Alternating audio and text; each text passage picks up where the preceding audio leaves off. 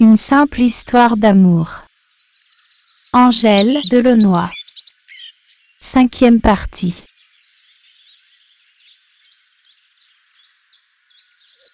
J'ai pleuré pendant 3 jours, refusant de manger. Toi, ta peine s'exprimait dans la fureur. Je t'ai vu donner des coups de pied dans les portes, des coups de poing dans les murs, déchirer des livres pour te faire punir afin d'avoir une bonne raison de pleurer.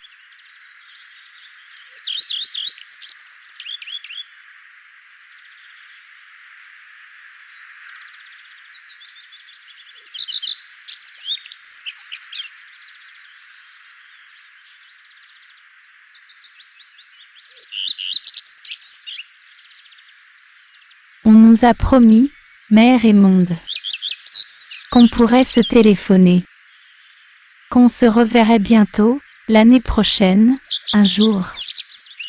C'était nul. On savait bien que les adultes nous racontaient n'importe quoi pour se sentir moins coupables.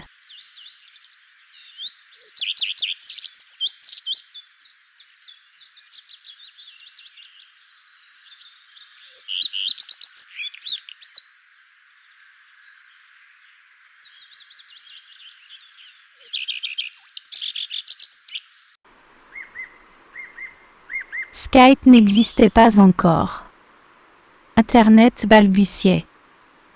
On avait tout de suite compris qu'on n'allait pas se voir avant trop longtemps. Notre chagrin prenait toute la place. On peut vieillir très vite, en quelques semaines seulement.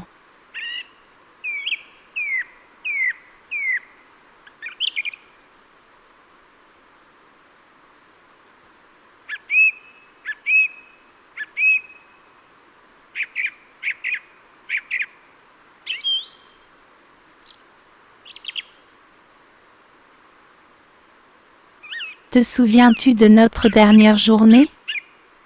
Tu étais venu me dire au revoir. Ta mère t'avait accompagné. Et maman l'avait invité à prendre un café dans la cuisine. On s'est réfugié dans ma chambre vide, puisque toutes mes affaires étaient déjà emballées dans des caisses.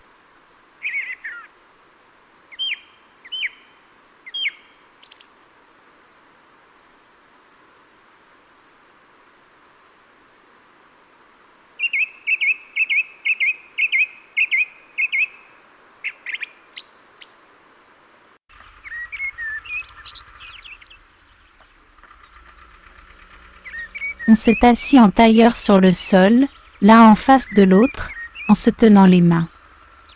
On ne pouvait pas parler. Être juste ensemble, c'était suffisant. C'était important, puisqu'un long désert nous attendait. Comment allais-tu grandir, mon amour?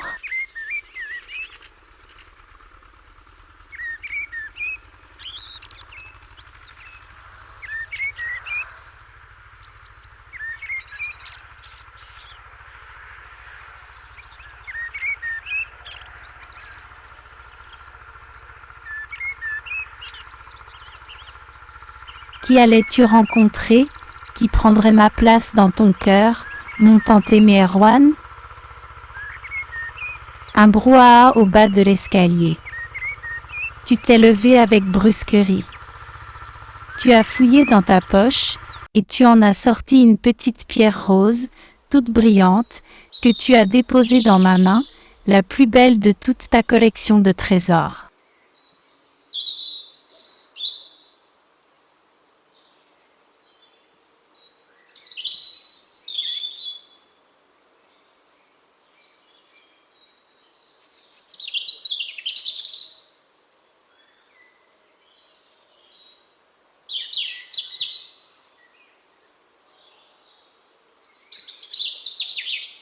Et là, dans le miroir brouillé de nos larmes, tu m'as fait la plus improbable promesse qu'un gamin de pas tout à fait 6 ans puisse faire.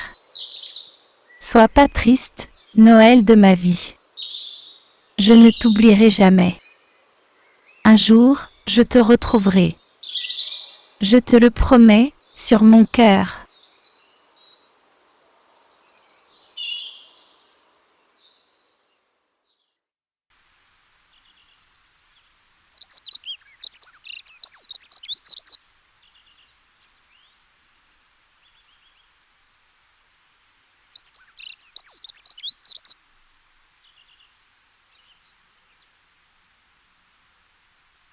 Par la fenêtre du salon, je t'ai regardé partir. Tu as eu le courage de ne pas te retourner. J'ai suivi ma famille vers l'inconnu, en vivant mon immense chagrin d'amour incompris. Autour de moi, personne n'a senti cette absence intolérable qui m'empêchait de sourire et de m'émerveiller.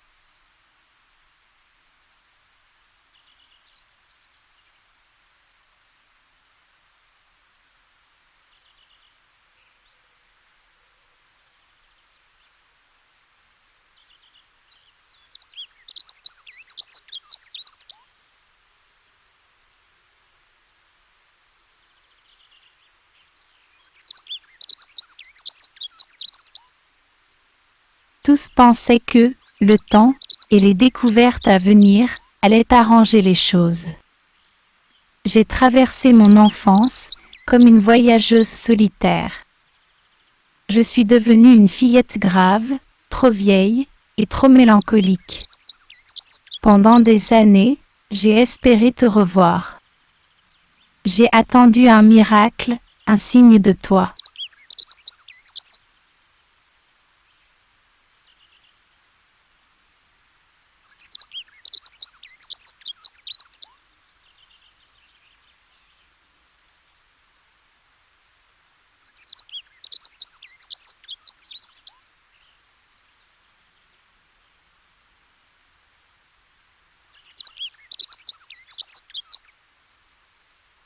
Nous revenions de temps à autre dans notre pays, surtout durant les vacances, pour voir nos grands-parents. Mais jamais à Montréal, où tu habitais. Nous avions perdu le contact. Les promotions successives de papa nous ont fait voyager sur plusieurs continents.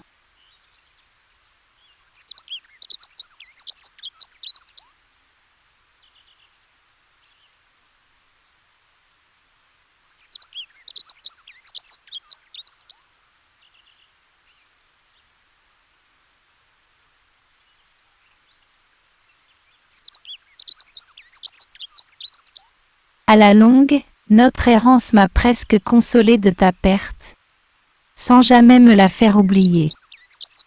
Je crois que, si j'ai réussi à grandir, c'est parce que je n'ai jamais oublié ta promesse. Un jour, je te retrouverai, Noël de ma vie. Dans un coin de mon cœur d'enfant, je n'ai jamais cessé de t'attendre.